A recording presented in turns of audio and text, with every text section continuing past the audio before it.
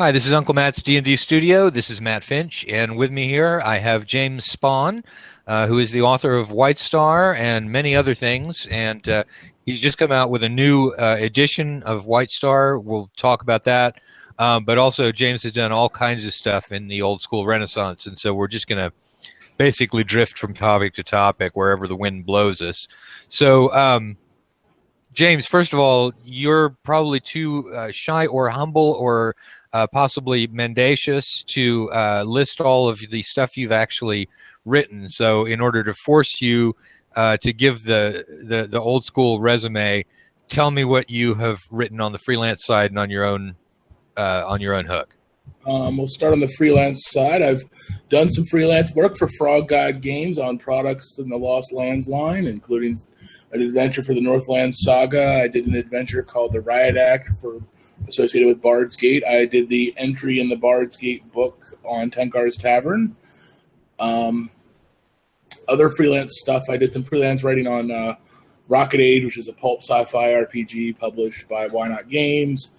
I did some freelance work on the One Ring for Cubicle 7. I did some freelance work for Fantasy Flight on their various Star Wars RPG lines. I hope people are noticing this is he's worked his way into some pretty big ass stuff here. So, mainly by going, "Hi, can I write for your game, please?"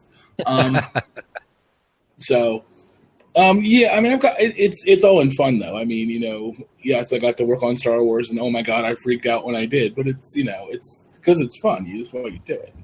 Yeah, sure. Nobody goes into writing RPGs thinking I'm going to be a millionaire. It's more like I'm going to be a $10 error.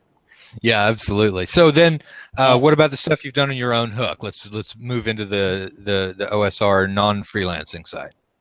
I started out doing laboratory products probably about 4 years ago, 4 or 5 years ago or so. And basically, I did a bunch of like $1 class variants. And the idea was basically, my wife said, you can't keep buying gaming books unless you make more money. So I used an addiction to feed an addiction. And the idea behind the $1 class was, I'm a crappy writer. No one should pay more than $1 for anything I write.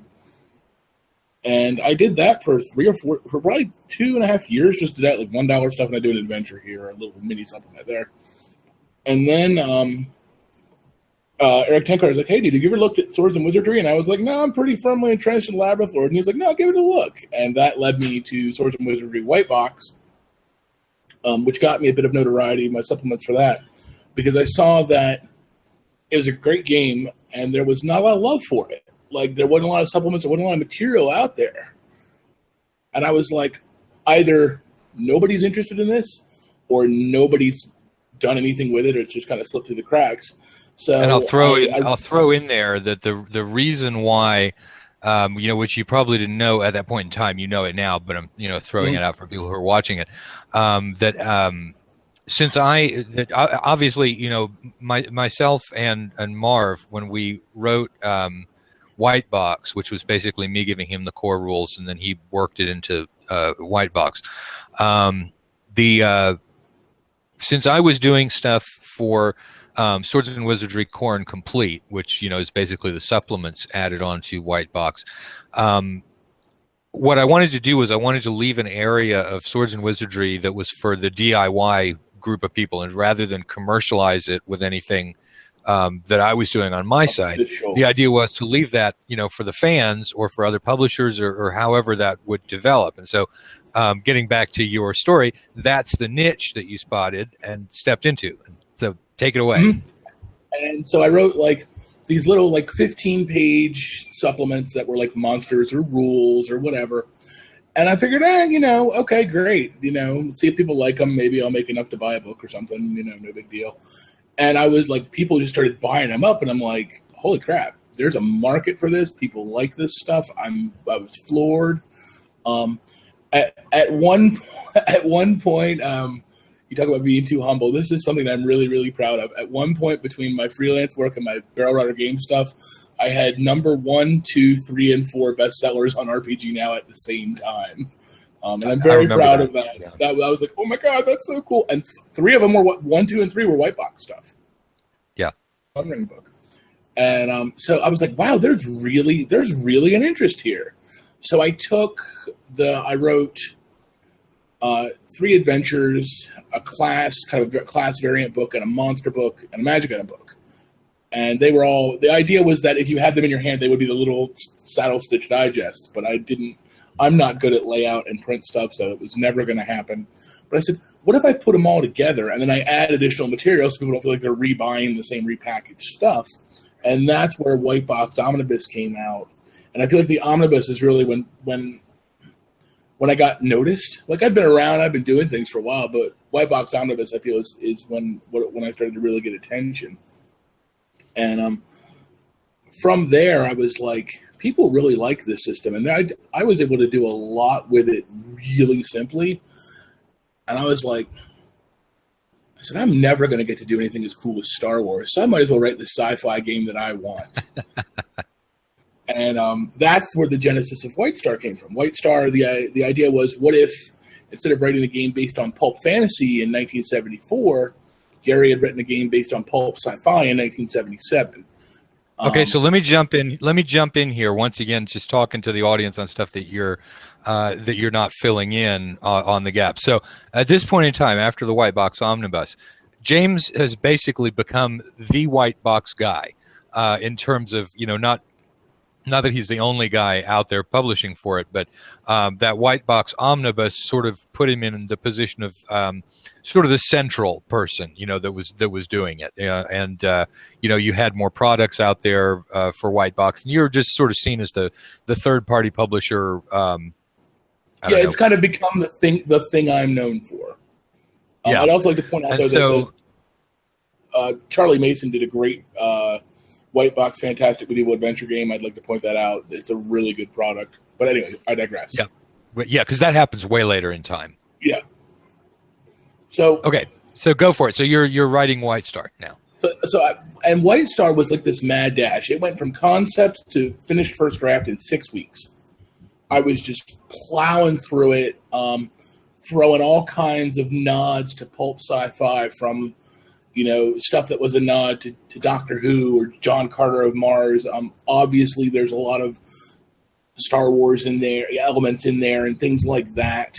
Because you're only a teeny tiny Star Wars fan, just a little bit. Little bit. Oh my God. And what happened was, part of it is because I'm a fan, but part of it is because the way D&D is written, it has elements, especially in the old days, where they were touchstones for those who had never gamed before. So you know what a Hobbit is because you've read Lord of the Rings, which is the only reference you're going to have for what they are in 1974. So I wanted to take that idea and incorporate that into a pulp sci-fi setting. So I've got nods to all these classic pulps, Buck Rogers, Flash Gordon, Doctor Who, and newer stuff too. There's nods to Firefly in there and stuff. And I wrote it without a setting. There's like a star system that's there, and there's a vague conflict going on there. But the intent was to give a framework and let players run ramshot, and then I made it open source. Specifically because people are going to come up with cooler things than I can ever think of. Yeah, that's always been my thing with swords and wizardry too. Is that it's, the fun thing to do with the system is get it opened up and see what other people do with it, because it's cool. So that's our basic White Star thing. Now you've just come out with new product. Talk about it. Yep. I put out White Star Galaxy Edition, and it's been hard for me to describe. And somebody in a comment described it best, because in between White Star and Galaxy Edition, I put out a book called The Companion. And The Companion was just extra material you could use. It had optional classes, an optional skill system, vehicle combat, and new monsters, new creatures, blah, blah, blah, blah. Your standard game companion type thing. But I really liked what was in there. And if it was my ideal game, I would have included most of that in the core rules. But then I realized it is my game, so I can do that, and I can put all this other stuff that ended up on the cutting room floor in there because it's my game, and I think that's cool. So what Galaxy Edition was somebody described it as, somebody asked on the RPG Now, like, they said, is this like D&D to AD&D? And somebody replied, no, it's more like Redbox to Beck Me. And I was like, that's a really good comparison, because it integrates it all together. And it adds. Okay, so let me throw in here just for anyone who's not familiar with that. Redbox is the very early '80s Moldvay basic set for Dungeons and Dragons. It came in basic, and then there was also an expert book. And then BECME is Frank Mentzer's D&D, which was not advanced D&D, but it wasn't exactly basic either, because it had a series of books leading all the way up from basic to Immortals is what the I Yeah. stands for in that. And so when with that analogy, what you're talking about is taking the fairly stripped down version of basic, the Moldvay version, and then taking something that's really pretty much a parallel rule system, but putting it into one that advances more. I mean, how do you see that change? Well, the change is White Box, when it was initially released, was digest sized, and it was 130 pages. It's a tiny, tiny book, and that includes an adventure and a sandbox. It's a tiny, tiny, small rule set, and that is intentional. That's by design. It's a toolkit as much as a game. You can pick it up and run it straight out of the box, but it is meant to be hacked and modified and played with. Okay, so stop there for just a second. What we're going to do is we're going to go ahead and wrap this one up, and I want to do a sequel video in which you've got time to get into that question of how it advances.